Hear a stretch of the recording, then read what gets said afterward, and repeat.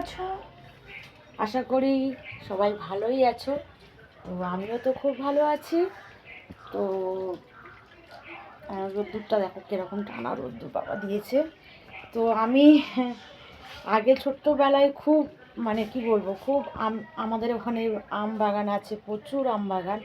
তো ওখানে আমি প্রচুর আম কুড়াতাম বা আম গাছ থেকে নিতাম, নিয়ে আচার বানাতাম, আমসত্ত্বর বানাতাম। তো এখন তো সেটা হয় না, কিন্তু বিশেষ প্রত্যেক বছর একটু করে আমসত্ত্বর আমি দিই। তো আজকের আমসত্ত্বর দিচ্ছি, দেখো দুদিন ধরে শুরু করেছি, কতটা কি হবে জানি না। তো চলো তোমাদেরকে দেখাই। তো এই যে গোলা নিয়েছি, গোলা হয়ে গেছে সকালে।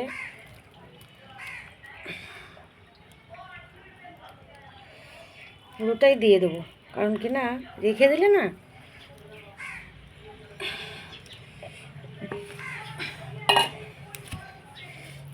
কে কে আমসত্ত্বর খেতে ভালোবাসো অবশ্যই অবশ্যই কমেন্ট করবে। এখানে রোদ্দুর, ওখানে রোদ্দুর, রোদ্দুরে নিয়ে নিয়ে দিচ্ছি।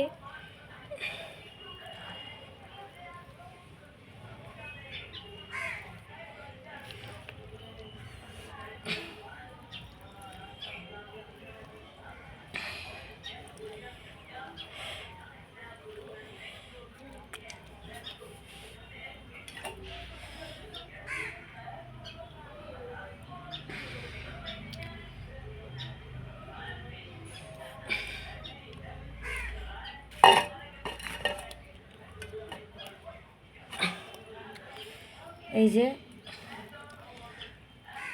কিন্তু আবার কখন উপ করে বৃষ্টি এসে যাবে তার ঠিক নেই।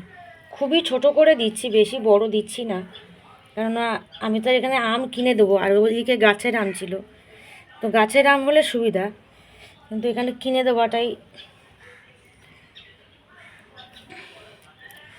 তা আমি খুব আমসত্ত্বর ভালোবাসি, বা আমার ছেলে মেয়েও খুব ভালোবাসে।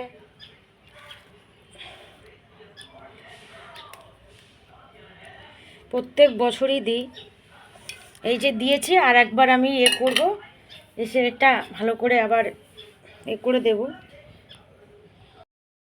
তো কে এরকম আমসত্ত্বর খেতে ভালোবাসো অবশ্যই কমেন্ট করবে, আমার তো খুবই ভালো লাগে। আর এই আমসত্ত্বরটা নিয়ে না সেই শুধু একবার এদিকে আসি, এখানে কুকুরও ঢোকার কোনো ভয় নেই, আসছি যাচ্ছি, আবার রোদে দিচ্ছি, আবার সরাচ্ছি, এসব করে যাচ্ছি। কেন সকাল সকাল না দিলে না এটা আর হয় না, শুকাবে না। তো রোদে দিয়েছিলাম, রোদে দিয়ে একটু টেনে দিয়েছে, তারপরে গিয়ে